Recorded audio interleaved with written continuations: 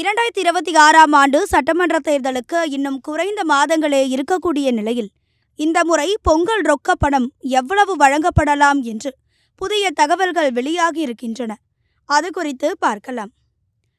தமிழர் திருநாளான பொங்கல் பண்டிகையை கொண்டாடும் அரிசி குடும்ப அட்டைதாரர்களுக்கு வருடந்தோறும் தமிழக அரசு பொங்கல் தொகுப்பு பரிசு தொகையை வழங்கி வருகிறது.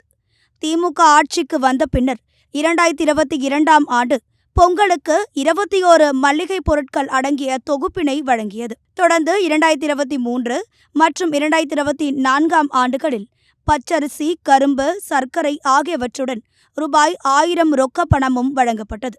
ஆனால் 2025ஆம் ஆண்டு பொங்கலுக்கு ரொக்க பணம் அளிக்கப்படவில்லை. அரிசி, பச்சரிசி, கரும்பு ஆகியவை மட்டுமே வழங்கப்பட்டது. இதனால் பொதுமக்கள் அதிருப்தி அடைந்தனர். மிகுந்த விமர்சனங்களும் எழுந்தன. இந்நிலையில் இந்த 2026ஆம் ஆண்டு பொங்கல் பண்டிகைக்கு பொங்கல் தொகுப்புடன் ரொக்க பணமும் வழங்கப்படலாம் என்று கூறப்படுகிறது. குறிப்பாக இந்த முறை ரூபாய் 5000 வரை ரொக்க பணம் வழங்கப்படலாம் என்றும் தகவல்கள் வெளியாகி இருக்கின்றன.